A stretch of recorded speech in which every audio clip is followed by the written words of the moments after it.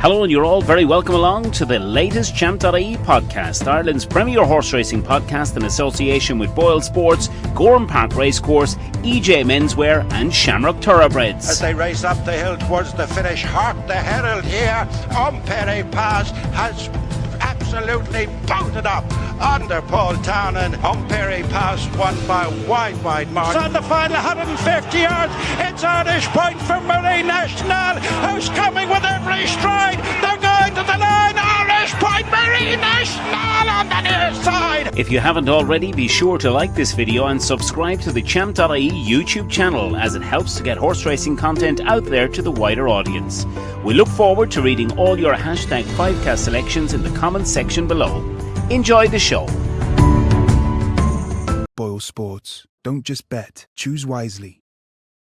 Hello, and you're all very welcome along to the latest edition of Champ.ie. And before you go looking at the calendar, it's not mid-October, it's the middle of June. And at Champ.ie, we've decided to come back over the summer and bring you a number of great shows, which of course are going to be from today, 5th of June, right through until Irish Champions Weekend on the 11th of September. Going to be absolutely brilliant. We've got so much to get in. It's Derby weekend this week. We're on the flat. We've got so much exciting times ahead. We've Royal Ascot in a couple of weeks, where Stephen Thorne, of course, has got a couple of runners, an independent expert, and Glen Eagles Bay heading to Ascot. He's going to be joining us on the show this week, and we're looking forward to hearing from him. We're going to be previewing 5 key races this weekend, of course, including the Oaks and the Derby at Epsom.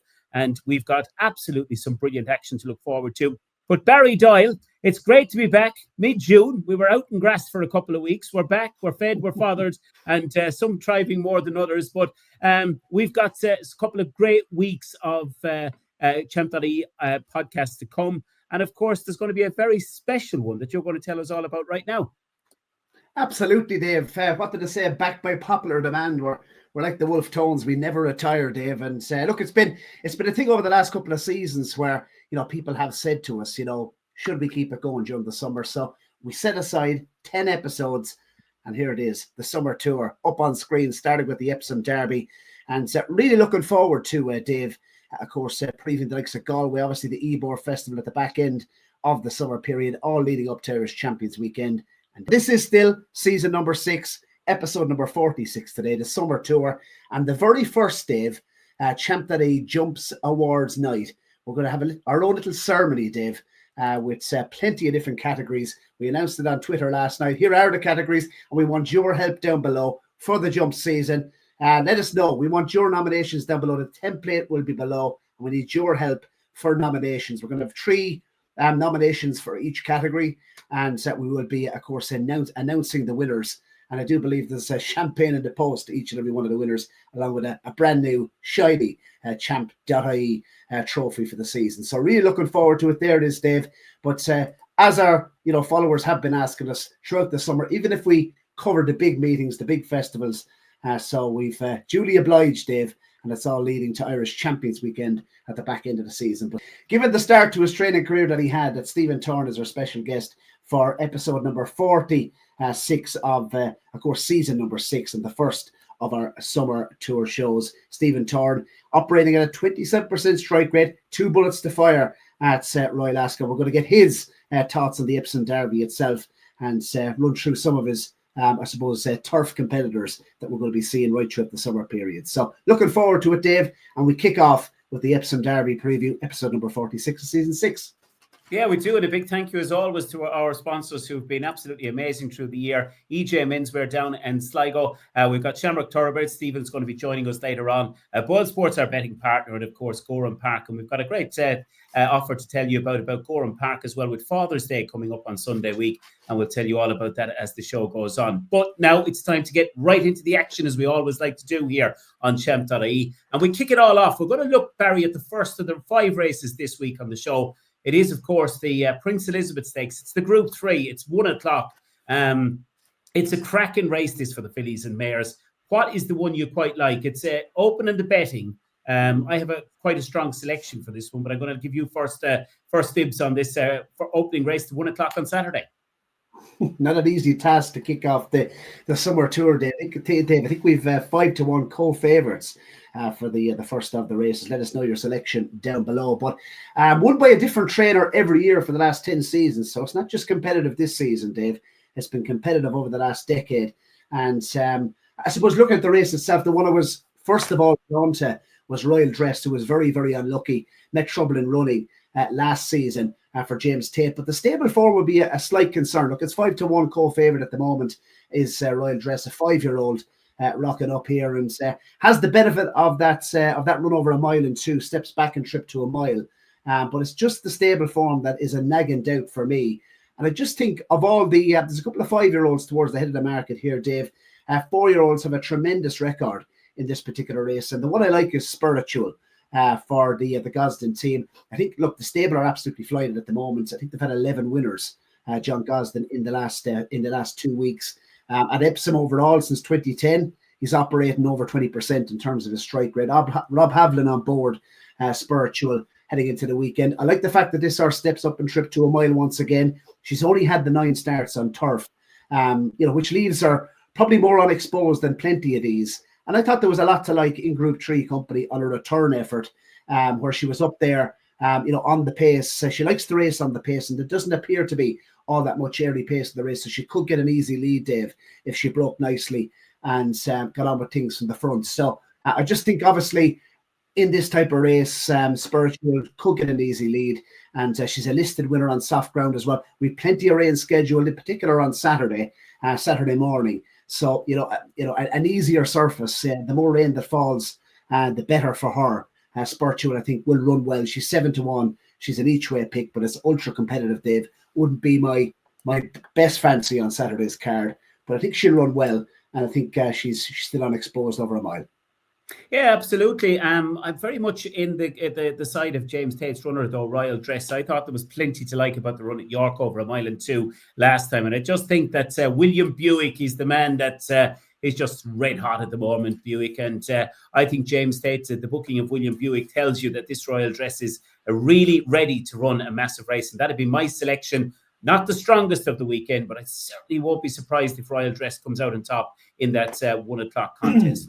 Right, that's the first of the races we're looking at. The second race, Barry, we're going to take a look at is the Group 3. It's the Diamond Stakes. This is the 135, and this once again over a mile. Yeah, certainly is, Dave. And the one I like in here is big price, 14-1. It's this Ice Max, Dave. I think after the Carl Burke team who did have, of course, a good week. Did a double, didn't they, at Nottingham in the week? And Ice Max is a horse that, when the rain falls, this horse, we see him to best effect. Now, I think it's going to be good to soft ground. It might be a little bit softer if even more rain falls, but I think we're due a total of 13 mil on Saturday, and the majority of that is to come in the morning period. But I'm not entirely sure we'll see outright soft ground on Saturday, but good to soft ground, I think should be fine for Ice Max, who is 14-1 chance, Dave, in the market. Roy Moore's a decent record. Look, Persica is the one I'd respect at the top of the market. That's 5-2, and Docklands ran really well last time on his comeback, but might have his eyes firmly set on Ascot. Ice Max, I think this is a good opportunity for him to run well, and at 14-1, he peaked at a rating of 111, so that only puts him on peak ratings, Dave, on with ground conditions to suit. That only puts him £3 off the top rated here in the contest. So he's banging the mix on that. He's down in class as well, Dave. I think that's a big thing here with Ice Max, that he ran very, very keen on his comeback run, but his last 4 runs have been either in Group 2 or Group 1 company, which I think down in class is 14-1. To me, he's a big each way price for a stable. As mentioned, that had a double at Nottingham in the week, and they're starting to really fire, aren't they? The Carl Burke team. Clifford Lee knows this horse well. I'm a fan, and 14-1 I just think is too big. Yeah, an interesting runner, of course, is Geography in there as well, who's a good winner last time out. Christoph Sumian on board at 6-1. And as you mentioned, Barry, Docklands probably brings the best level of form. Harry Eustace and Richard Kingsthorpe. Cracking race, though. That's Group 3. That's the second of the races we look at. Right, it's the time to move on, because it is, of course, the big race of the weekend, Barry. It's the Derby. There's 19 runners going to run in this year's Epsom Derby on Saturday. Aidan O'Brien's 2 runners, drawn in 14 and 19. Delacroix and the line in Winter. And Ryan Moore, of course, has chosen Delacroix. Firstly, I suppose, will start. Is that the right choice, do you feel, by Ryan Moore? Obviously, he doesn't make too many mistakes, so we're not questioning him in any way. But for you, is that the right decision he's made in taking the ride on Delacroix for the Derby? Not entirely sure he has, Dave, because the line of Winter, of course, was the AntePost favourite for the Epsom Derby for quite a while. It was many people's, strong fancy for the race. Didn't put any foot forward in the Dante. I think it's fair to say. Aidan O'Brien pretty bullish that he's going to come forward, and so he didn't behave himself down at the start. Got quite sweaty as well. The line of Winter of the two Ballydoyle runners, I'd probably marginally side with Colin Keane's mount at the line of Winter. That'd be a story, wouldn't it? Love to see Colin win an Epsom Derby. Looks a good opportunity for him.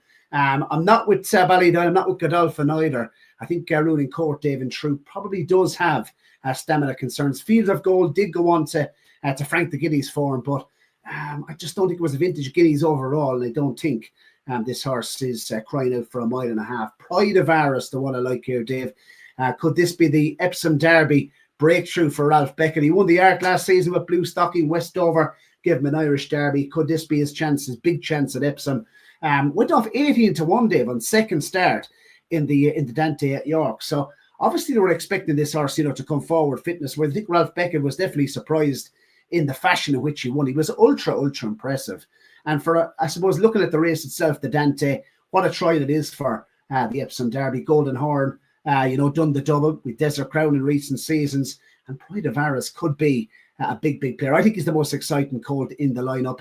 I love the way he travelled sweetly in the Dante in the early part of the race. And at the 4-pole, he was completely short of room. Pride of Aris, he was really boxed in. He had to absolutely bulldoze his way through.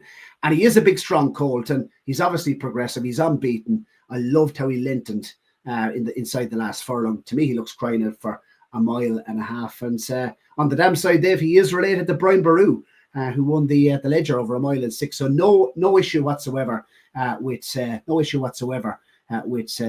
I suppose the trip, mile and a half at Epsom. And I don't have an issue as well with the rain coming as well, because he is by New Bay, and New Bay progeny tend to appreciate a little bit of, I suppose, softer surface. Yeah, absolutely. I still think Delacroix, I looked at his runs, his 2 winning runs. I think there's plenty to come. I think he's progressive. I do agree with your ruling court. I think that Guineas, I think Field of Gold would have won the Guineas if you ran it another 9 times on the day. Went to Ireland, won what I thought was a rather weak Guineas. So Delacroix I'm going to stick with, but it's a cracking race. It's the Epsom Derby, 3:30 over a mile and a half on Saturday. Right, we're going to head into our first break, and right after this, we'll be catching up with Stephen Thorne, this week's special guest. From Dundalk to Longchamp, from the Galway races to the Breeders' Cup, Shamrock Thoroughbreds have taken owners all over the world. Tiger Bell in front, holds them.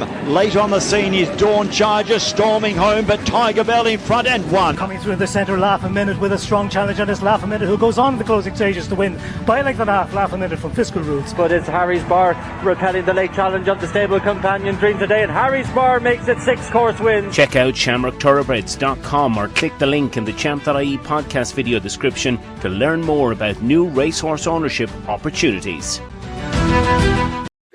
Yes, and welcome along to the Champ.ie. Welcome back to the Champ.ie podcast, Stephen Thorne. It's been a little while since we caught up, Steve, and you are the special guest on episode number 46 of the season. And of course, what a start has been for your training career, Steve. We were down, of course, at the start of the Winter All-Weather Series, doing a stable tour, and plenty of winners were thrown up, and you went on to become champion. And this calendar year, 27% strike rate. I think only 5 trainers in Ireland have had more flat winners in 2025. And only 2 trainers inside the top 10 have a higher strike rate at the moment. So for the amount of runners you're running, your strike rate's off the charts. Yeah, thanks very much, Barry. Horse is continuing to run well. Obviously into a busy turf season now. We're deep in the thick of it now, and we've a nice bunch of horses now to go to war with over the coming months, and hopefully they'll represent us well. Some new faces there. We've picked up a couple of fresh horses from the Breeze Up sales, and we've got a couple of nice fresh turf horses now that will be beginning their campaigns at those flat festival meetings upcoming.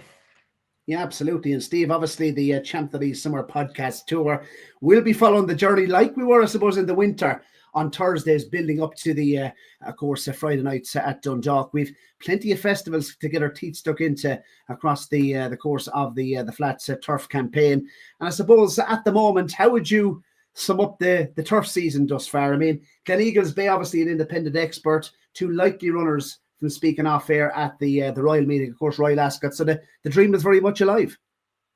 Yeah, obviously, the Royal meeting is getting closer now, and Gleneagle Bay just touched off in the Victoria Cup. Will be our big runner over there, planning to run in the Buckingham Palace, the 110 grand 7 furlong handicap on the Thursday Gold Cup day. So, and obviously independent expert won well on Ascot Trials Day at Nace, and we've decided that the Mile Fillies handicap, the Kensington Palace on the Wednesday, will suit her well, and both horses will travel over well together. One more piece of work to do, and hopefully we'll get them on the ferry and get them over there, and hopefully shareholders can make a very special trip over, and hopefully these 2 horses will do us proud. Absolutely. And I suppose let's start with Gleneagle Bay, because he is we were there at the start of I suppose at the beginning of the winter campaign, and this horse, I mean, he's a lovely individual. I mean, he's certainly is a horse to look at, isn't he? He's a fine stamp of an individual. Yeah, smashing horse. We done the stable tour there back in, I think it was November time, before we kicked off on the all weather, and this horse was put to sleep for the winter months, with a big handicap in mind, and the prep went supremely well. We started him off in the Irish Lincoln. Just the ground was very tiring and testing that day, and if I had to do it all over again, I probably would have targeted the English one version, because the ground was much better. But I'm glad we didn't travel the horse until a couple of weeks ago. Brought him over for the Victoria Cup, and we put a big circle around that after the Irish Lincoln, and we're just touched off. I mean, a nose and a short head. I think it could have went either way. We were probably a little unlucky on the day not to win it. We've got a couple of pound for that. So if you're looking for a prep run or a trial run for Royal Ascot, I think he has done that and more. And we just need to get the last bit of work out of the way before we travel over to Ascot on Thursday week. You sound like you were delighted with the run. And I suppose, how has he come forward? I mean, has he come forward plenty since then? Yeah, we've only given him one little piece of work since, and Stephen reports him in great shape, my assistant, and like I said, we won't be dipping him or anything like that. It'll be literally just routine work that we've been doing before. But I do think this horse has come alive since he's come home, and for a lightly raced horse, I just think the journey over and back, the travelling, taking the whole meeting in, and he's had a free look at the track now. I think that'll be a massive string to his bow going back over, and he's basically had a free look at the track, and that'll be a huge plus. And yeah, I do think mentally he's grown up plenty for the trip, and he'll be ready now for next month, or in a couple of weeks' time. And one of the opportunities on the podcast throughout the winter campaign, we were, highlighting the opportunity to get involved in independent expert. Yeah, the filly. I mean, look, she was picked up for what I would have called a small change at Goffs last year. She came highly recommended from the Andrew Slattery stable. 20,000 is all she cost, and she had plenty of form in the book in those better handicaps. And she kicked off her turf campaign in the Irish Lincoln, ran a cracker there, finished 7th, only beaten a couple of lengths, and we dropped her back in trip to 7 in Gowran, and just got a little pace and stayed on. So we stepped back up to the mile on Ascot Trials Day, and she really won with her head in her chest, really, and she has received a bit of a weight whack for that win, but I still think the filly, with these fillies in form, you need to strike while they are, and it's hot, and we're going to head over there for the Kensington Palace with her on the Wednesday, the mile fillies. I think it'll suit her down to the ground. It was a 6-year-old, just touched off in the race last year, so I think she'll be a lively each way chance. And yeah, look at we obviously advertised her. We got plenty of new people involved in her, and it's a great story. And lads are obviously booking their tickets and getting their top hat and tails ready. And one of the other horses, obviously, Steve, we're speaking before Leopardstown today. Now you have 3 runners at Leopardstown, so by the time this show comes out, we won't have seen the results. But Artful Approach is another horse that we spoke about on the podcast. Lightly raced individual. And of course, we did mention Galway as a potential plan towards the back end of the season. Is that still on the agenda?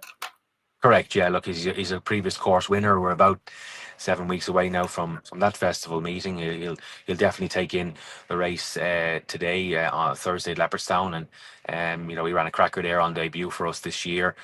Stepping up to a mile one, we just want to try out and see will he stay that extra furlong. I think he's every chance of doing that. And yeah, Galway will definitely be on his agenda next month. More than likely the Rockshire Handicap on the Thursday, the 0 to 90 mile. All going well. Shoot to Kill. This is a horse that Steve, I think from December onwards, he's had 8 runs and he's only been out of the money on one occasion. He runs today, but I think towards the back end of the winter campaign, you were still saying that this horse, he's still a fresh horse and he won since. Correct, yeah. Like we deliberately gave him a break. All our all-weather horses had a couple of weeks off to freshen up, for those that were going to do battle during the turf, and he was one that we just gave him a clean break straight after. And he was probably the busiest of ours during the winter campaign. He won twice and he was placed on several other occasions. But he takes his racing really, really well, this horse, and we had him ready to start back in Roscommon. And Jack gave him a beautiful ride. He was boxed in up the straight, and the gaps came, and he took one after another, and hands and heels he got up on the line. Didn't have a hard race. So he got £4 for it. So we're here tonight at Leopardstown, at a track where he's ran well in before. So yeah, looking forward to him this evening. Flat level tracks like Leopardstown, Killarney. We also feel that he will be a Galway horse too, because even though he didn't run that well down there last year at the festival, Roscommon, where he won the last day, it would be a similar enough track. And I do feel that going back to Galway this year, he's in a much better frame of mind, albeit he's an 8-year-old. He holds no secrets to the handicapper at this stage, but he's just a horse in a great frame of mind at the moment and moving really well. A mention for Wizard of Odds? Yeah, another one that was we were hoping that would be one of the stars this season on the turf for us, but let us down the last day in Nace, and kind of blaming the better ground, although his actions suggested would suit better ground. But the best run obviously was the first run of the year for us on turf in the Madrid. Obviously it's a very high profile 3-year-old handicap at the start of the season, and numerous horses have come out of it. Guinea's horses have won the Madrid in the past, and I thought he ran a cracker, and he gave us a lot of hope that day. So albeit it was on heavy ground, so he does handle testing heavy ground well.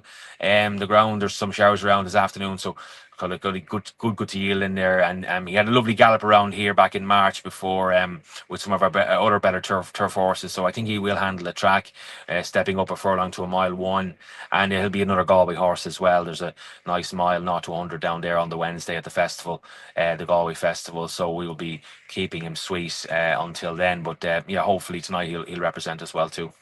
And the horse for all the big occasions, I think he's won 11 times now, and won down in County Cork. One of your old favourites, Steve. High time you won one of the 20th of May down at Mallow Racecourse. It was his 11th career victory. And do we see him entered up again next week? And we'd like to see him soon? We have him entered for the Mallow Handicap, which is tomorrow week. He won well in Cork.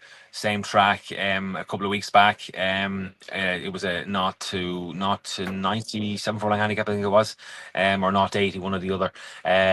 But again, very little pace in that race that day. But Jack Carney just used his head and sat just behind the pace and eased him into it, and didn't let the front run away too far. I just thought it was a very clever ride, hands and heels again, but up on the line. So he was one that was racing.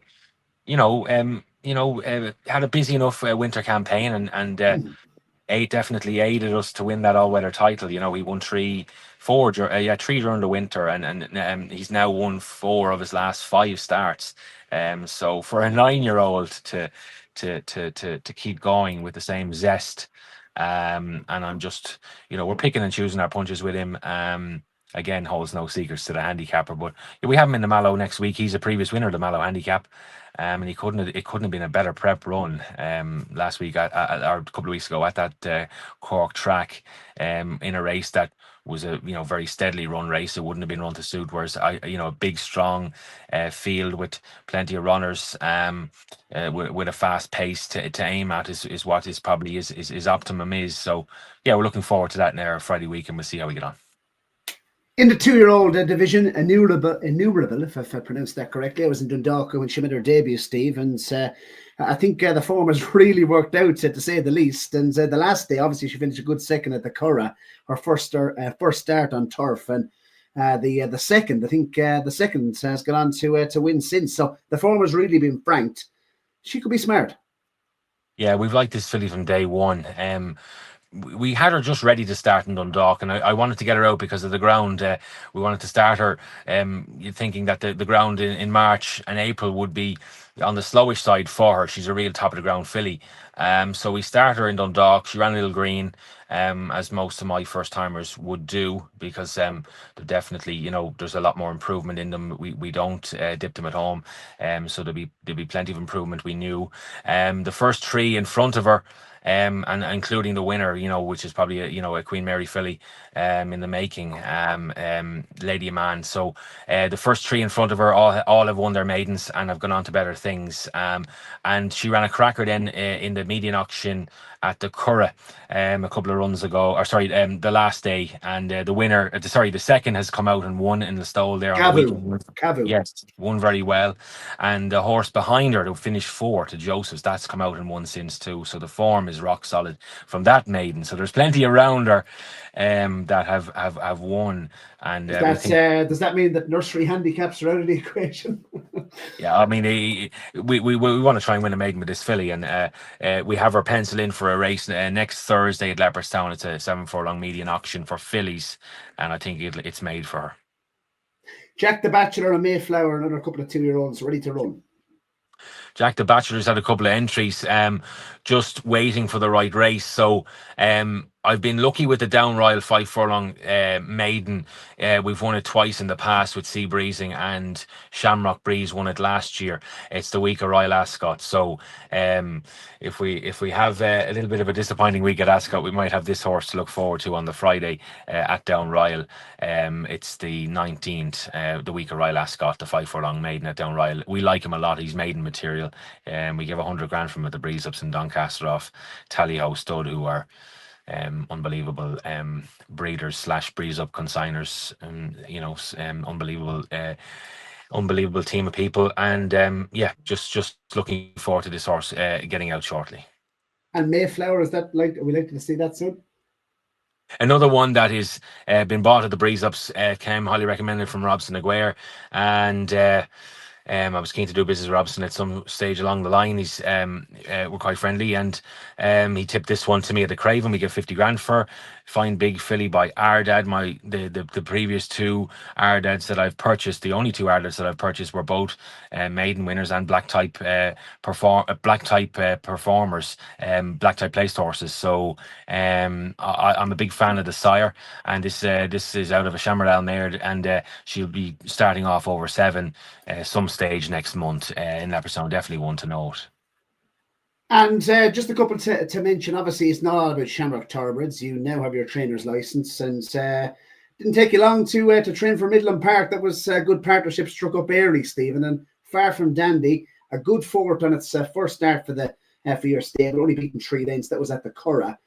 Far From Dandy, one for Midland Park, and I suppose outside of the Shamrock Thoroughbred brackets, what other runners are you looking forward to running in the next couple of weeks that maybe aren't owned by the Shamrock Thoroughbred syndicate?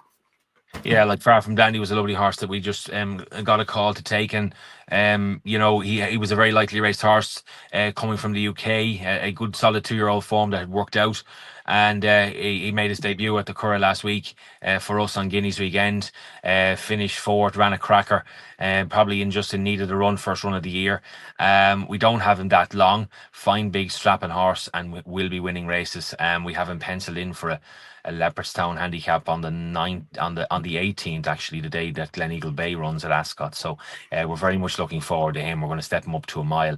He'll be winning his races. And Pink Oxalis and Dance for Chester, another couple that maybe aren't owned by the Shamrock Thoroughbred syndicate, but a couple of other nice, horses to have in the stable. Yeah, Pink Oxalis ran a cracker in the fillies handicap at Gowran on Thursday. This filly started life off 59 for me. She was bought cheaply. £16, was she? £16 she's improved? I think a bit more than that, 59 up to 80, £21 she's improved. and she bolted in the night we had the treble to land the all-weather trainers title. And she won again since at Gowran. We know she handles juice in the ground. The ground was quite quick the other day, and they went quite steady and they sprinted, and she has to come from the back of the field. So race didn't really wasn't really run to suit. I think there's there's more work. There's more in her mark as well. I think she's coming off that mark still. So we pencil her in for next Thursday at Leopardstown. The fillies 0-80 mile 1 around Leopardstown. We back her up quickly. She's had a light enough campaign. She takes her racing well too. So yeah, this horse is a good story because this was my first sole owner. They're from Saudi Arabia. They train horses themselves out there. It was a nice call to get through Micheál Orlandi of Compass Equine. He boards a few mares for them. So before I ever even had a runner, these guys took a chance on me, and so this filly will always be close to my heart, and I'm very proud of the job that we've done with her. And I'm hoping that breeders alike down the road, if they've got a mare that needs a change of scenery, or they might need to get some black type into a mare, that they might consider me. This filly, we've definitely done a great job with her. And Dance for Chester was another one that we picked up, having won well at Nace for Michael Mulvaney. The owners decided to switch stable, and we were lucky to get the horse. He won well in Gowran Park first run, and we've put him away. We've given him a break, and we're targeting the Galway Festival with him. Super. I suppose speaking about Shamrock Thoroughbreds shareholders currently, Steve, and maybe prospect owners of the future. I mean, a sale that you always target is the July, I suppose, horse and training sale. That's coming up, obviously. So tell us about an opportunity, for prospect owners to get involved and why this is a good time. Yeah, like we'll be heading to the July sale, which has been a very lucky sale for me. I've bought stakes winners, group winners from this sale, and we picked up Gleneagle Bay from this sale last year. So we can get a highly rated horse from this sale, if we work hard enough, and we can always find a bit of value too. And there's always something for everyone. I bought plenty of horses there, that can win the races, and lads can have plenty of fun with. So from a sole ownership point of view, from a partnership point of view, from a syndication point of view, we'll be there shopping at the July sale, and anyone can get in touch with me regarding ownership inquiries, sole ownership inquiries, partnership inquiries, syndication inquiries. Our website, shamrockthoroughbreds.com. You can email me, Stephen@shamrockthoroughbreds.com, and we're there on all the social media platforms, Stephen Thorne Racing, Shamrock Thoroughbreds. So we'll be plugging and pitching that to shareholders and owners alike next over the coming weeks, that the July sale is the place to be, to get a fresh horse, and something to look forward to for the coming months and years ahead. Absolutely. Well, look, plenty of festivals on the horizon, Steve. We wish you all the best at Ascot. We will have you on, of course, on the eve of the Royal Meeting, because we Champ.ie will be continuing on with our summer tour in Ascot, of course, on the horizon. Best of luck with the runners today, of course, at Leopardstown. And I suppose finally, before we do let you go, Steve, I must ask you, the Epsom Derby tomorrow, and one of your old bosses, of course, Ralph Beckett, has Pride of Aras in the mix heading into of course, the weekends. Horse that you give a chance to, or what do you like in the Derby? Yeah, I mean, it's obviously looks a wide open race. I think it's 11-4 to field, and obviously the Guineas winner is there. The Justify horse that won for Charlie Appleby looks like if it can stay, it's probably got the form. It's got the form in the book. If it stays, it probably wins. Delacroix of Aiden's is obviously going to be very popular as well, the Dubawi horse. But I am quite sweet on Pride of Aras. The way he won the Dante, he caught my eye. He's a new bay out of an Oasis Dream mare, so I don't know whether he'll get the extra couple of furlongs, but if he does, I think he's going to be a huge danger. I think he's there at 5-1. Ross Ryan booked to ride, and he, as I said, Rafe Beckett, a former mentor, and I assisted him there for a 12-month period, and he's a fantastic conditioner of a racehorse. I learned plenty from him in that 12-month period. Funny enough, the mare Parnell's Dream was there at the time. So I knew that mare well, a fine, big, strong mare she was, and she had plenty of ability too. So I'm going to be following Pride of Ours on Saturday and wishing the team well. Boylesports. Don't just bet. Choose wisely. Yes, welcome back to Champ.ie. And of course, we want to tell you as well about a great package that Eddie Scally and the team have for Father's Day. And of course, that is lunch and racing. And of course, they're in the heart of their flat season down in Gowran. And they've got some big days ahead. But there's a fabulous package, 2-course lunch in the rooftop restaurant, admission, private table, race card. Oh, what a day out that will be for your father on Father's Day. And it's only €45 per person. But some big days to come, isn't there, Barry, through the season down in Gowran? Absolutely. I think if Eamon or Theo treated us to a day in Gowran Park on the rooftop bar, Dave, we wouldn't be too displeased. And look, obviously, big day down there on the June Bank Holiday. Big success and congratulations to Eddie and the team as well. The Gowran Classic, it was a super day out and it's a fantastic weather as well down in Gowran Park. But not only Father's Day, of course, lunch and racing, Dave. We have, of course, upcoming as well at Gowran Park, Ladies' Day as well. And, of course, EJ Menswear. If any men are looking to get suited and booted heading down to Gowran Park, make sure to hit up EJ in, of course, ejmenswear.com. Plenty of good offers online. And it was brilliant there as well to hear from Stephen Thorne, and the very best of luck to him with those runners in Royal Ascot, and what a season he's having and continued success as well on the turf season. Right, Barry, we're going to look on at our final 2 races on the show this week. Of course, the 5 furlong Aston Martini Dash Handicap. It's the Heritage Handicap. It's at 2:45 on Saturday and at the Epsom Downs. Yeah, big field of 19 runners. And again, Dave, I know for the first race, you look back at last year's race and found the biggest clue. I think the biggest clue was actually looking back at the dash last season. And the one I like is Democracy Dilemma. This is an absolute rocket, Dave, from the gates. If he gets a good break here, back into handicaps, I think is really going to suit this Democracy Dilemma. Look, he's obviously going to have a nice bit of weight, but he's only 5 years of age. I think he's still progressive, Dave.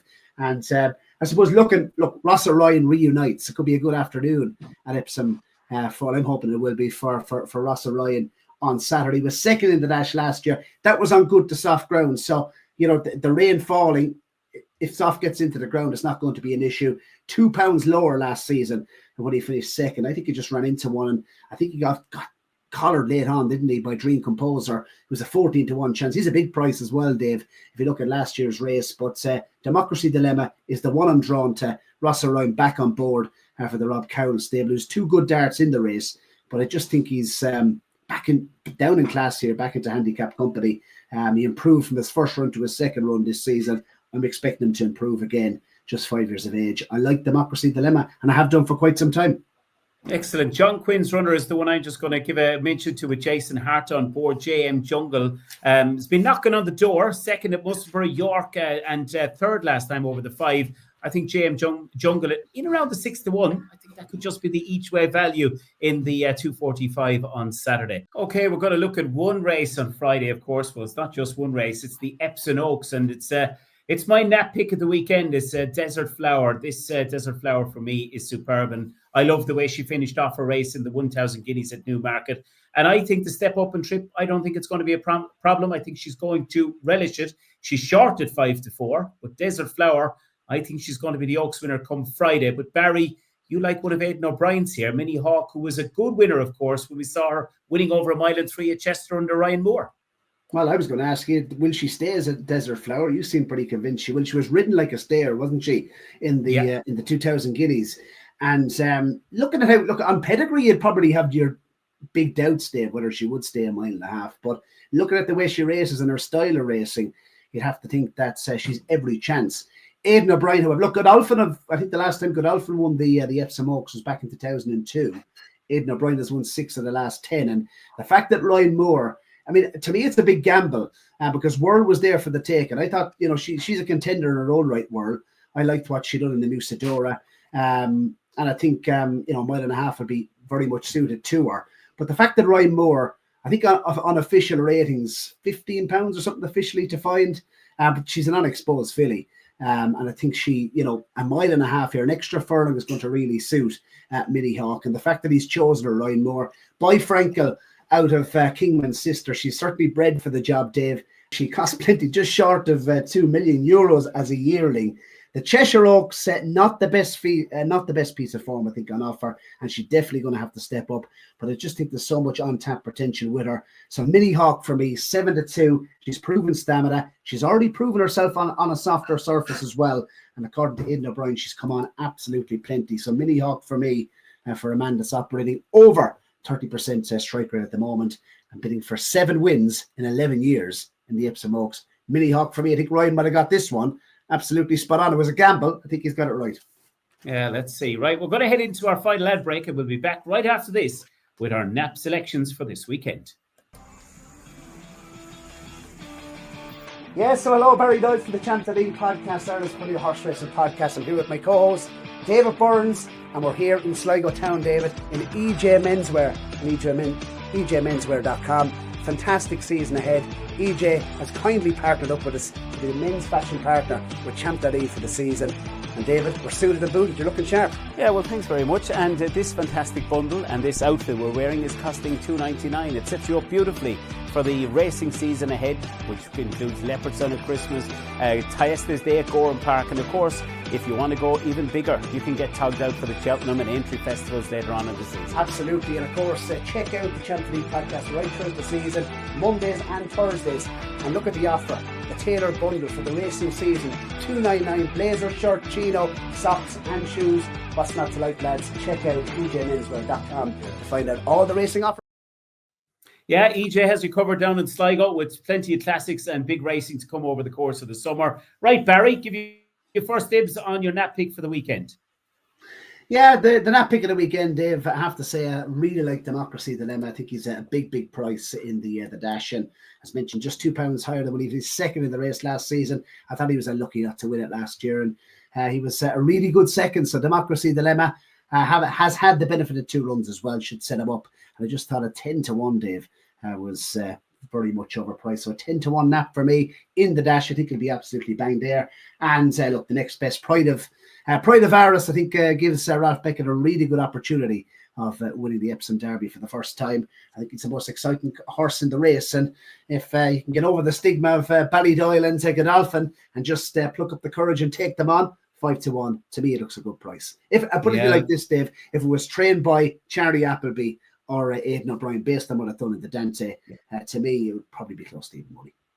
It's Desert Flower for me, Nat pick in the Oaks, and it's Delacroix under Ryan Moore as the next best pick of the weekend. Well, hopefully you've enjoyed the first of the summer show tours, and we've got lots more to come with, of course, the Jumps Awards night coming next. Keep an eye out for that. We want you to get involved in that. We want you to put in your selections for the categories that you can now see on screen. Tell us who you think should be winning these awards. We'd love your input, because that's what it's all about. Without you out there, this show wouldn't go on. So you'll see them. Please put in the comment section below. And once again, a massive thank you to Barry, as always, and to our sponsors, Gowran Park, Boylesports, EJ Menswear, and Shamrock Thoroughbreds. Until the next time, it's goodbye and have a great Derby weekend.